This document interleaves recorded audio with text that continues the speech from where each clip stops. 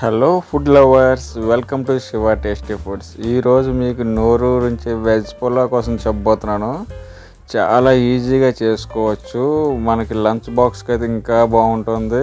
ఎప్పుడు రెగ్యులర్ ఫార్మాట్లో కాకుండా కాస్త కొంచెం డిఫరెంట్గా చేసుకుందాం. ఈరోజు టేస్ట్ కూడా అదిరిపోతుంది. ఖచ్చితంగా లంచ్కి అయితే మాత్రం మొత్తం బాక్స్ అంతా ఖాళీ చేసేవలసిందే. అందులోని వెజిటేబుల్స్తో చేస్తున్నామంటే ఇందులో పోషక విలువలు చాలా ఎక్కువ ఉంటాయి. కాబట్టి ఇది వీక్లీ వన్స్ అయినా మనం తయారు చేసుకోవాలి. చాలా బాగుంటుంది. మరి దీనికి కావాల్సినవి ఏవో చూసేద్దామా. బాస్మతి రైస్ 1 కప్పు, అరగంట నానబెట్టుకొని పక్కన పెట్టేసుకోండి. తర్వాత బంగాళదుంపలు మీడియం సైజ్ ముక్కలుగా కట్ చేసుకొని 1 కప్పుతో తీసుకోండి. తర్వాత క్యారెట్, అవి కూడా కొంచెం పెద్ద సైజు కింద తీసుకోండి. తర్వాత క్యాప్సికమ్ ముక్కలు 1/2 కప్పు.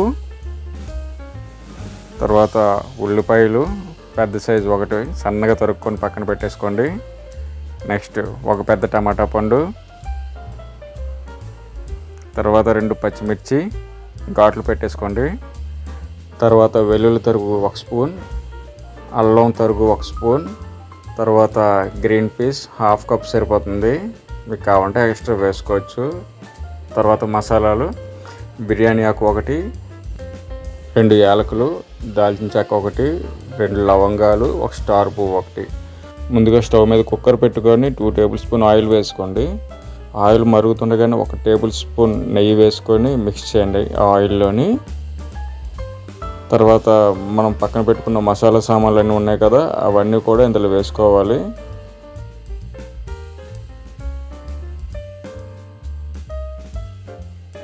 ఇప్పుడు ఇందులోని 1/2 టేబుల్ స్పూన్ జీలకర్ర వేసుకుందాం. వేసుకొని జస్ట్ అటు ఇటు లైట్గా ఫ్రై చేయండి, ఎక్కువసేపు కాకుండా, లేకపోతే చేదు వచ్చేస్తుంది. సో తర్వాత మనం కట్ చేసి పెట్టుకున్న ఉల్లిపాయలు ఉన్నాయి కదా, అవి కూడా ఇందులో వేసుకోండి. ఉల్లిపాయలు వేగుతుండగానే వెల్లుల్లి తరుగు పెట్టుకున్నాం కదా, వెల్లుల్లి తరుగు, తర్వాత అల్లం తరుగు కూడా ఇందులోనే వేసేసుకోండి. వేసుకొని మిక్స్ చేయండి. అది కూడా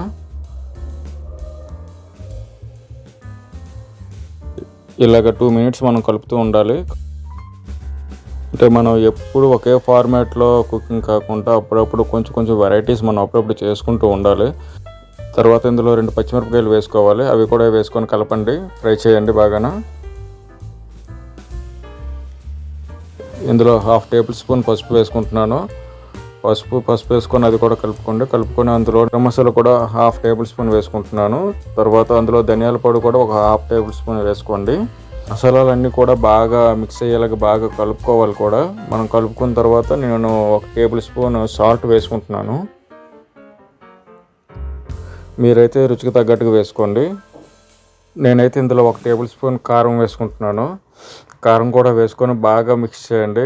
ఒకసారి మసాలాలన్నీ మిక్స్ అయితే ఒక్కసారి మనకు ముక్క అదురుతుంది.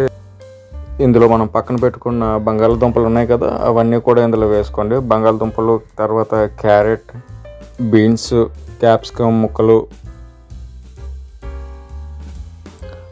టమాటా కూడా వేసుకుంటున్నాను. టమాటాతో పాటు మనం పక్కన పెట్టుకున్న గ్రీన్ పీస్ ఉన్నాయి కదా, అవి కూడా ఇందులో వేసేస్తున్నాను. వేసేసి అన్నీ మిక్స్ చేస్తున్నాను బాగా.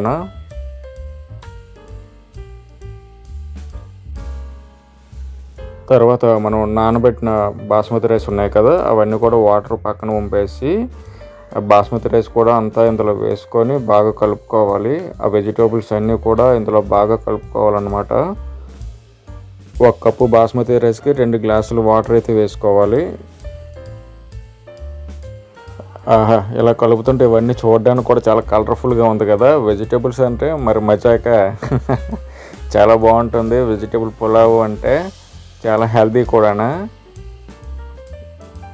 ఇలా కలిపేసుకొని మూత పెట్టేసుకోండి. నేనైతే ఎలక్ట్రికల్ కుక్కర్లో వండుతున్నాను కాబట్టి మధ్యలో చూడడానికి తెలుస్తుంది. మీరైతే మా నార్మల్ రైస్ కుక్కర్లో అయితే మాత్రం ఒక 2 విజిల్స్ వచ్చిన తర్వాత మీరు ఓపెన్ చేసేయండి. చూసారుగా, ఇదేనండి ఈజీ ప్రాసెస్లో మనం వెజ్ పులావ్ చేసుకునే విధానం. సో చూడండి ఎంత బాగుందో, చూస్తేనే నోరు ఊరుతుంది కదా. ఒక్కసారి మీరు కూడా ఇలా ట్రై చేసి చూడండి. ఇంట్లో వాళ్ళందరికీ కూడా నచ్చుతుంది.